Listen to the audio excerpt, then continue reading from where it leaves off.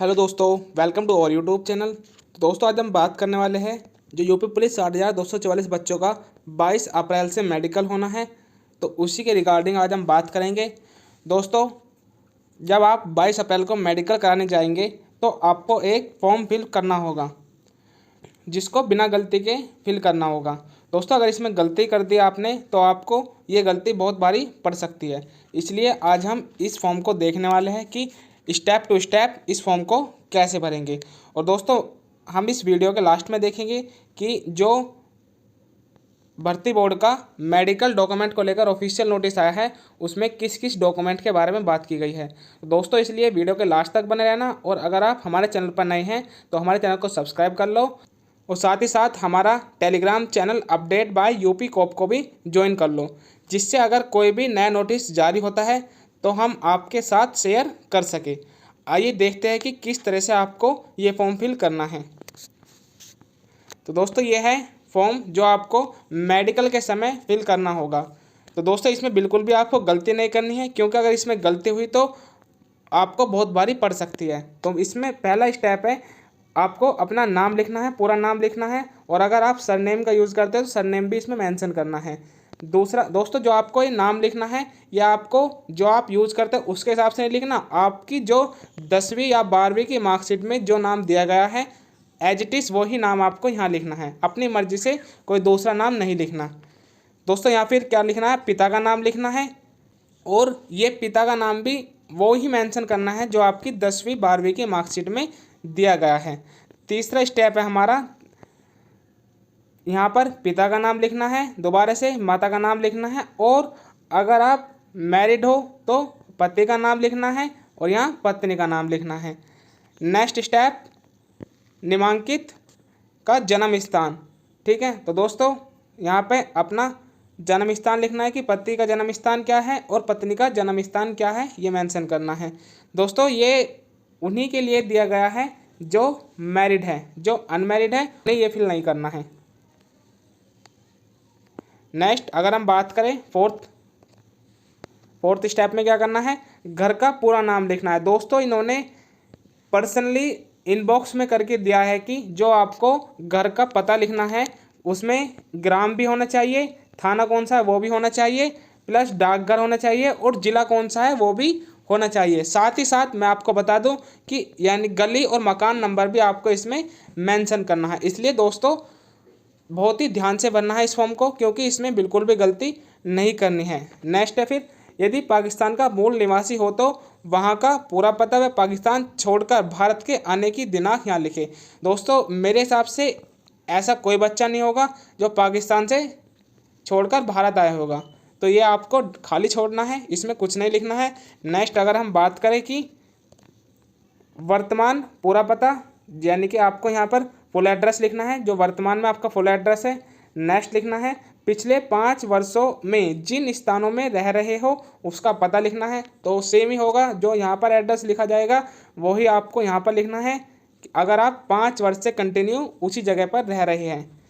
Next है उम्र और दिनांक, यदि उम्मीदवार हाई स्कूल पास हो तो हाई स्कूल के प्रमाण पत्र से उसकी उम्र लिखिए, यानी कि उसकी उम्र लिखनी है। मैंने आपको पहले ही बताया था कि जो आपको उम्र या फिर नाम वो कहाँ से देखकर लिखना, अपनी हाई स्कूल या इंटर के मार्कशीट से देखकर लिखना है।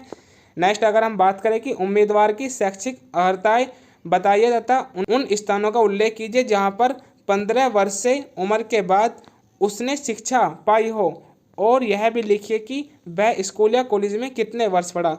तो दोस्तों इसमें आपको सब चीज़ मेंशन करनी है कि 15 वर्ष के बाद आपने शिक्षा कहाँ से प्राप्त की है, या फिर स्कूल या कॉलेज में आप कितने वर्ष पढ़े हो, ये सब चीज़ यहाँ पर मेंशन करनी है।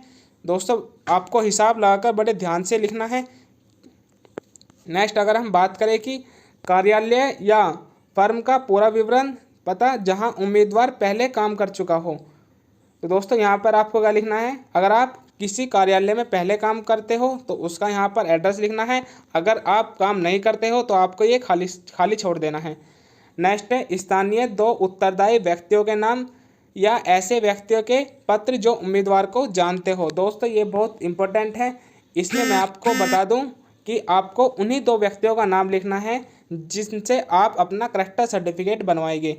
दोस्तों जो मेडिकल के डॉक्यूमेंट है उसमें गांव के किसी 2 प्रमुख व्यक्तियों से कैरेक्टर सर्टिफिकेट चाहिए, तो उन्हीं 2 व्यक्तियों का नाम आपको यहाँ पर मेंशन करना है।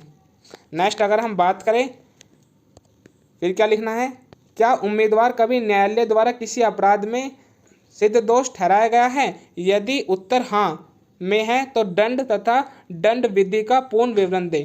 तो दोस्तों अगर आप पे कोई भी केस कोर्ट के द्वारा लगाया गया है या फिर पुलिस के द्वारा कोई दंड दिया गया है तो उसको आपको यहाँ पर मेंशन करना है कि आपको कौन सा दंड दिया गया है, यानी कौन सी धारा लगी है और क्यों लगी है, ये आपको यहाँ पर मेंशन करना है। अगर आप पर कोई धारा या फिर कोई केस नहीं है तो आप इसे खाली छोड़ सकते हैं, लिखना है आपको यहाँ पर नहीं लिख देना है।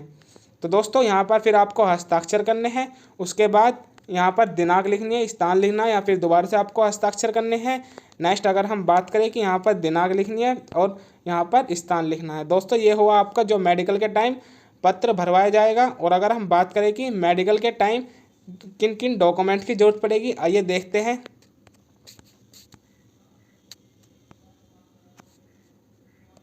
तो दोस्तों ये है आपका बुलावा पत्र जो ऑफिशियली जारी किया गया है। तो दोस्तों देखिए इसमें साफ साफ लिखा गया है कि आरक्षी नागरिक पुलिस सीधी भर्ती 2023, यानी कि ये इसी साल का बुलावा पत्र है, ये ऑफिशियली जारी करा गया है। आज हम इसमें देखने वाले हैं कि आपको मेडिकल कराते समय किन किन डॉक्यूमेंट को लेकर जाना है। दोस्तों डॉक्यूमेंट का आपको बहुत अच्छे से ध्यान रखना है, क्योंकि कोई भी डॉक्यूमेंट आपका शॉर्ट नहीं होना चाहिए, क्योंकि डॉक्यूमेंट ही सबसे बड़ी जिम्मेदारी है। दोस्तों अगर हम बात करें कि पहले आपको क्या लेकर जाना है, शैक्षिक योग्यता प्रमाण पत्र, यानी कि आपको 10वीं 12वीं की मार्कशीट को लेकर जाना है।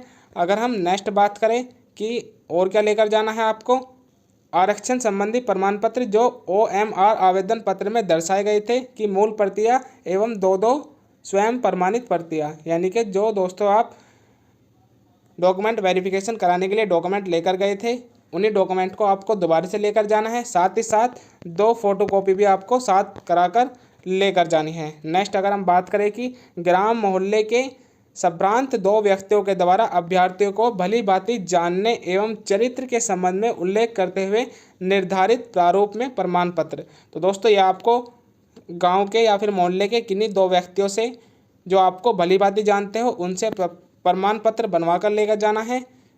और अगर हम आगे बात करें कि 10 पासपोर्ट साइज़ के फ़ोटो बनवा कर लेकर जाने हैं आपको, और निर्धारित प्रारूप के शपथ पत्र, यानी कि जो आपको एक 10 रुपये की नोटरी पर कचहरी से प्रमाण पत्र बनवाना है वो आपको लेकर जाना है, प्लस स्कूल का कैरेक्टर सर्टिफिकेट आपको लेकर जाना है।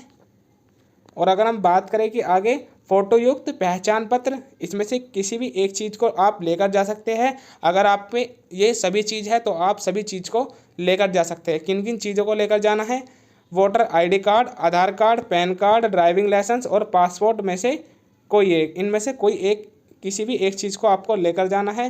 तो दोस्तों आज की वीडियो में यही इन्फॉर्मेशन थी। अगर आपको ये इन्फॉर्मेशन अच्छी लगी हो तो प्लीज़ वीडियो को लाइक करना, चैनल को सब्सक्राइब करना और अपने दोस्तों के साथ शेयर ज़रूर करना। जय हिंद, जय भारत।